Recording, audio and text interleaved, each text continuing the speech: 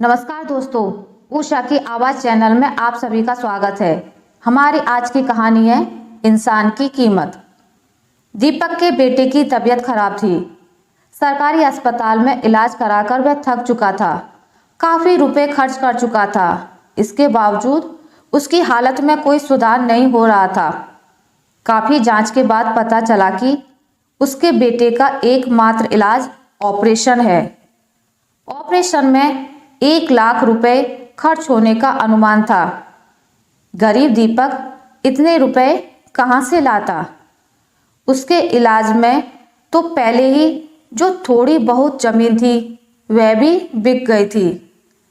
वह सरकारी अस्पताल के डॉक्टर से हाथ जोड़कर मिन्नतें करने लगा, लेकिन सरकारी अस्पताल के डॉक्टर ने उसे समझाते हुए कहा, दीपक, मैं सब समझता हूँ, मैं विवश हूँ, मैं कुछ नहीं कर सकता।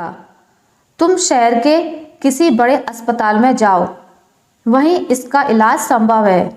मैं कुछ नहीं कर सकता। दीपक रुपयों के जुगाड़ में लग गया, लेकिन गरीब फटेहाल को रुपया कौन देता? वह थक हार कर बैठ गया। आखिरकार घर भी बेच दिया। मजबूरी का लाभ उठाया घर खरीदने वालों ने। इधर उसके बेटे की तबीयत और अधिक खराब हो गई। वह बचे कुचे पैसे लेकर शहर के बड़े अस्पताल में गया। फीस के नाम पर ही मोटी रकम वसूल ली। डॉक्टर ने देखते ही कहा, इसकी हालत बहुत खराब है, जल्द ऑपरेशन करना होगा, अन्यथा इसको बचाना मुश्किल हो जाएगा। शीघ्र रुपए की व्यवस्था करो। यह सुनते ही दीपक और उसकी पत्नी सन्न रह गए। दोनों बच्चे को जमीन पर लिटाकर डॉक्टर के पैरों पर गिर गए।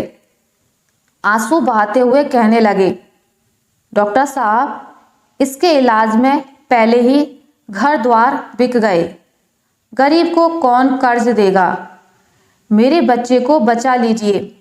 बाबूजी, मेरे पास तो अब फूटी कौड़ी भी नहीं है।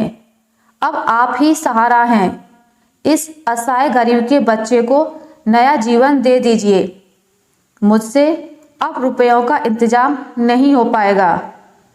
यह सुनते ही डॉक्टर भड़क गया और बोला, बिना पैसे के इलाज संभव नहीं है। यहाँ खैरात नहीं बटती है। तुम जैसे लोगों के लिए सरकारी अस्पताल खुला है। बच्चे को उठाओ और यहाँ से दफा हो जाओ। दीपक और उसकी पत्नी बच्चे को उठाकर बाहर जाने लगे। दीपक बच्चे को एकटक निहार रहा था और बच्चे ने सदा के लिए अपनी आंखें मूंद ली। उसकी पत्नी दहाड़ मारकर रोने लगी। दीपक पत्थर की बुत बना सोच रहा था, क्या मानवता मर गई? क्या धरती के भगवान इतने निर्दयी होते हैं? इंसान की जिंदगी की कीमत रुपयों से आंकी जाती है, या फिर गरीब के बच्चे को जीने का हक नहीं?